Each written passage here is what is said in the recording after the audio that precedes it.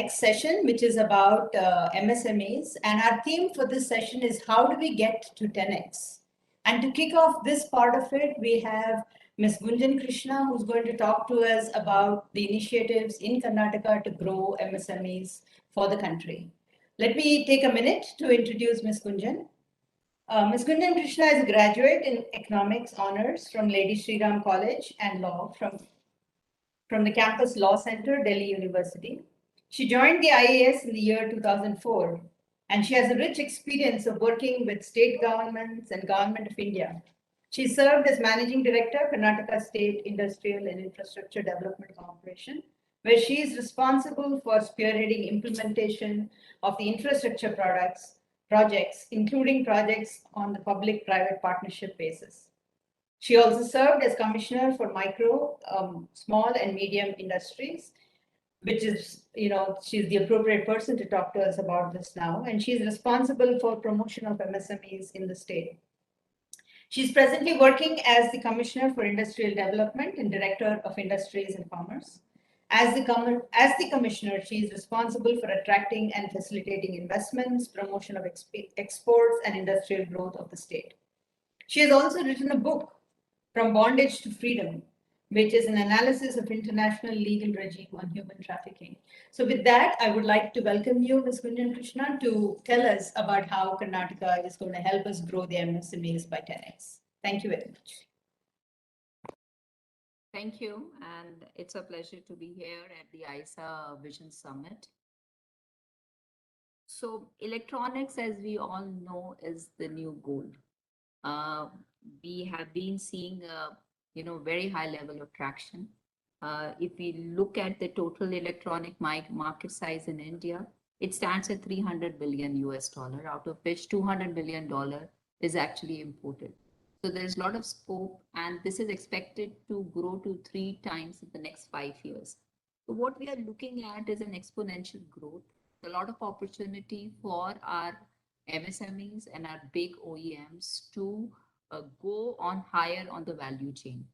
Now, talking about Karnataka and the electronic sectors, now we all have seen during the COVID times and all the trends have been accelerated. We are at the time when, the demand for electronics is at all-time high. And the reason is essentially because when we're talking about the fourth revolution, industrial revolution, the entire fourth revolution is actually based on the foundation is the electronics.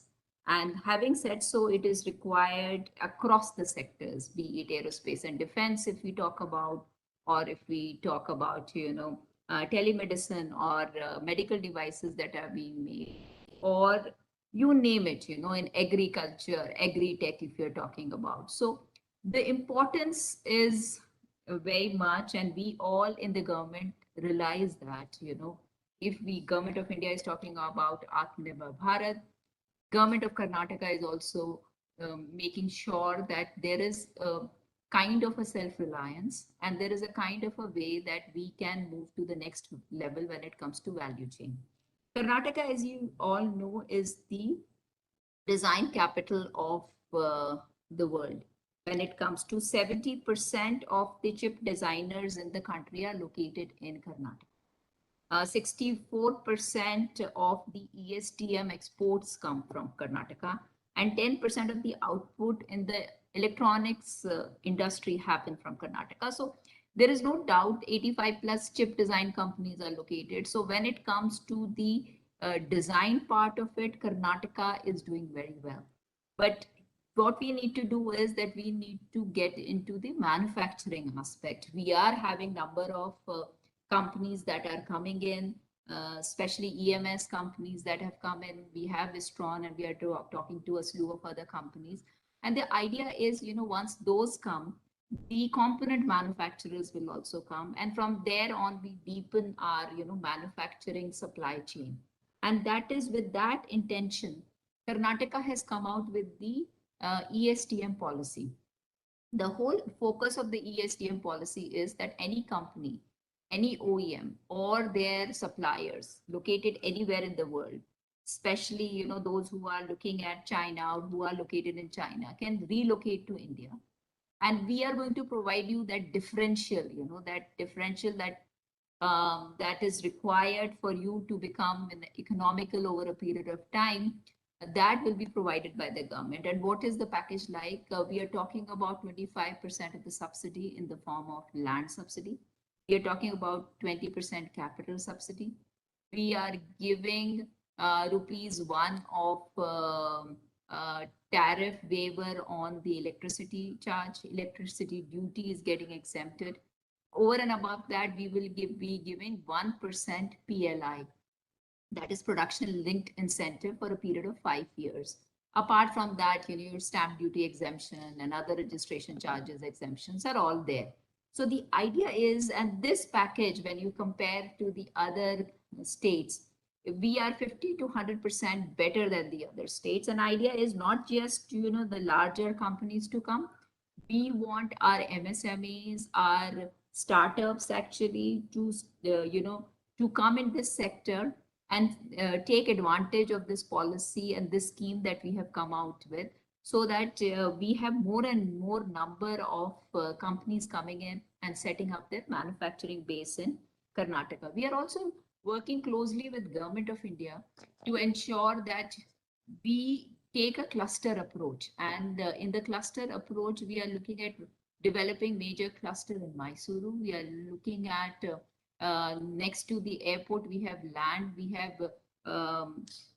We have demarcated 200 acres there for the ESDM cluster. We've been talking very closely with the Government of India on the OSAT opportunity, ATMP, or semiconductor opportunity that we have, because we do realize in today's world where after COVID, we have seen the huge shortfalls in semiconductor, and the country's self-reliance is like because of the dependence on one part of the geography. When it comes to the semiconductor, it becomes very important that India looks at it, and India is looking at it. There would be a policy which will be soon announced. There are a number of people who are working, who we are engaging in, both for OSAT and for a semiconductor. And we are ready to give the land free. We are ready to ensure that the low cost electricity provision is made. We are also ready to ensure that the water is given at the lower cost, so that, it becomes possible for these industry to come in Karnataka. We all know Karnataka has a rich talent pool across, and which is why you have these major design companies. Apart from the manufacturing, we are working closely with the ITIs, with the polytechnics. Skill development department is working and ensuring that we are collaborating with Tata Technologies, with Siemens, and with the World Bank to ensure that the new skill sets are provided to the youth and to make them ready for this sector. Because ultimately, any company may come in, if they don't have the talent, requisite talent for it, becomes even more difficult. And this is something that we are taking, and we would ask ISA also to partner with us, to work with us, to see that, what are the skill gap that exist and how we can buttress that, and how we can support this interest is something that we can look at. Talking about other thing that the Government of India Government of Karnataka is doing, you all know about SAFAL, and we are trying to support these startups. Similarly, the Karnataka Digital Economy Mission has come in. The idea again is that, how we can ensure that, tier 2 and tier 3 cities can develop the digital economy, how we can create the entire superstructure for the digital economy. So taking all these steps, apart from that, government, in our industry policy, the entire focus is on ensuring that the Karnataka becomes an important part of the supply chain, of the global supply chain. And in that also, we have made sure that production linked incentives are there for the bigger OEMs. For the MSMEs, we are providing them with the 25 to 35% of their VFA, value of fixed asset, as a capital subsidy. So these are some of the incentives. Apart from that, we are looking at how they can get into Industry 4.0, modernization, technology upgradation. For all of these also, incentives are provided in the scheme. So what I feel is that a lot of innovation. Karnataka is synonymous with innovation. We believe in innovation. If you do innovation today, you will see the growth tomorrow. So we believe in innovation now, growth forever. And for that, we believe in the startup ecosystem. We believe in creating a very strong startup ecosystem. And no wonder 30% of the startups of the country come from Karnataka. 40% of the unicorns come from Karnataka. Even the funding, most of the funding comes to Karnataka. Recently, the study, which was 11 billion, which has come in the recent year, most of it has come to Karnataka. So what we are saying is that more than most of them are the tech companies, and now we are seeing more and more number of companies which are doing real product. So we are seeing a new spurt of product companies. Elevate is another program of Government of Karnataka, which is by Department of IT/BT, wherein new startup ideas are given grant for taking their ideas from from idea to proof of concept. So for that, and there are a number of good companies that have come out of that Elevate. So what I would say is that we are at this point in our history when there is, when there can be a big push to the semiconductor, to the electronic sectors.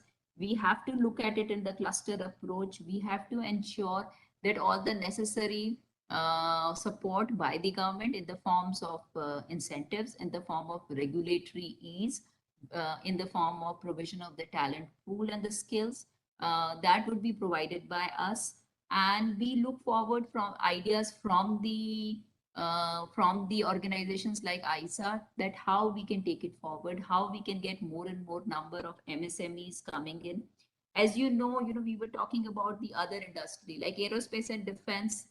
Karnataka is number one in aerospace and defense in the country. We have the 70% of the supplier base located out of it, with 2,000 SMEs which are working in that. Now, those are the things, some of them which are working in the electronic sectors are the ones which can go to the next level. So we have to engage very closely, and we are trying to do that with them, so that we can take them to the next level. Apart from that, there are number of success stories that we have seen. We have seen Alpha CS India, which is again a startup which has developed a next generation AI processor called Real AI Processor RAPT-M. We have seen Cyril System, which is a fabulous semiconductor company that develops custom analog mixed signal ASIC solutions. We have seen Signal Chip Innovation, which is a fabulous semiconductor company which was established in 2010, working on extremely innovative chips to enable high-speed wireless communication standards like 4G, LTE, 3G, and which has got a 50 million plus valuation. We have Lightspeed AI, which is building the next generation of optoelectronic processors to sustainably power the HPC and AI revolution. We have Calectronics, which is a fabulous semiconductor company focused on delivering IP solution to cater to the growing need for bandwidth and faster interconnect speeds. So these are some of the innovations that are happening. But my request to the industry would be that, of course, we should look at semiconductor. We should look at higher value. But having said that, we should also focus on the areas which are hitherto not explored, or they have not gone to the next level. Those are the technologies that we can look at it, where the entry barrier is low right now, and India can take a leadership positions. And that is something we need to work at together with all the organizations, with our stakeholders, to understand which are these technologies which we can take to the next level. And these are the technologies we can work as a grant, like an Elevate, that we can work, or we can come up with Safal 2.0, so that we ensure that maybe, in semiconductor, we were a little late in entering the race now, like we are looking at right now. But in the others, we become the leader. So that we should have a two-pronged strategy, that we need to look at it wherever we can deepen in the existing technology, we should do that. wherever in the future technology, which should be future ready. And for that, we need to act now, recognize which are the technologies which have the huge potential, support those MSMEs, support those startups, and then take them to the next level so that we are ready for tomorrow. So this is in brief what I wanted to talk about the policy that we have in the ESDM scheme and policy that we have. We are also working at easing all the compliances, and I'm ready to sit with the industry to understand, where all their, where they feel we can do more. And we have created a single window. We have also ensured that affidavit-based clearances, where you don't have to wait for 15 approvals. You can start your processes and start your construction. You don't have to wait for building plan approvals and other approvals to come in. And that will ensure that you can ground your project ASAP. We are also, Center for Excellences R&D. We have got an R&D policy. The policy engineering R&D policy is again to ensure, that more and more companies come in to set up their R&D, and we would see, while global companies come and set up there, we would want our own homegrown R&D centers to come up, startups to get into niche R&D areas. So this is something that you can take advantage of. And the other thing, we have the ecosystem, we have it, and I'm sure, Karnataka would be the torchbearer when it comes to the electronics revolution that is happening in the country. And I'm sure with all the industry leaders, we can make this possible. I wish the industry all the very best, and thanks a lot for inviting.